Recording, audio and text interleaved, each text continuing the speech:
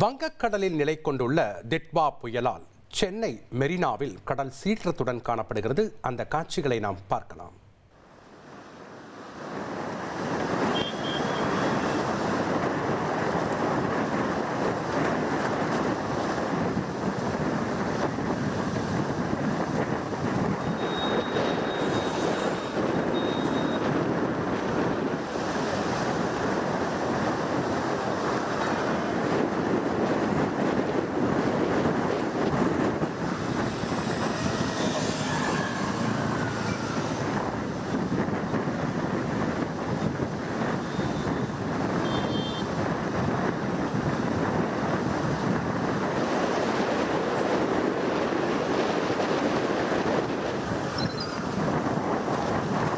கள விவரங்களை வழங்க இணைகிறார் செய்தியாளர் ராமச்சந்திரன். வணக்கம் ராமச்சந்திரன்.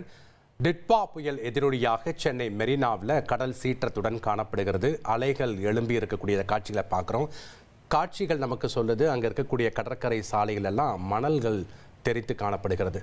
தற்போது அங்கு என்ன மாதிரியான முன்னேற்பாடுகள் பணிகள்லாம் செய்யப்பட்டிருக்கு? விவரங்களை பதிவு பண்ணுங்க ராமச்சந்திரன்.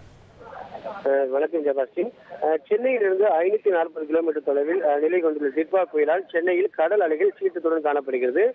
குறிப்பாக இந்த டிட்வா புயல் காரணமாக காற்றின் வேகம் அதிகரித்து வருவதால் பட்டினம்பாக்கத்தில் இருக்கக்கூடிய லூப் சாலையில் கடற்கரை மணல்கள் பரவி உள்ளதால் வாகன ஓட்டிகள் கடும் அவதிக்குள்ளாகியுள்ளனர். குறிப்பாக இந்த புயல் காரணமாக வட தமிழக கடலோர மாவட்டங்களில் மிக கனமழை முதல் அதி கனமழை வரை பெய்யும் என்றும் ஏற்கனவே இந்திய வானிலை ஆய்வு மையம் எச்சரிக்கை விடுக்கப்பட்டது.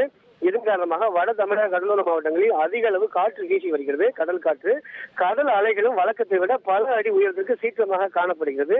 குறிப்பாக பட்டினம்பாக்கம் லூப் சாலையில் இருக்கக்கூடிய கடற்கரை மணல்கள் அந்த காற்றின் வேகம் அதிகம் காரணமாக சாலையில் முழுவதுமாக பரவி உள்ளது. இதனால் மணல் பரப்பு சாலைகள் பரவி உள்ளதால் பொதுமக்கள் கவனத்துடன் இருசக்கர வாகனத்தை பயன்படுத்த வேண்டும், அந்த வாகனத்தை ஓட்ட வேண்டும் எனவும் அங்கு இருக்கக்கூடிய காவல்துறை தரப்பில் தொடர்ச்சியாக அறிவுறுத்தல் வழங்கப்பட்டு வருகிறது. நன்றி ராமச்சந்திரன், எங்களுடைய கள விவரங்களுக்கு.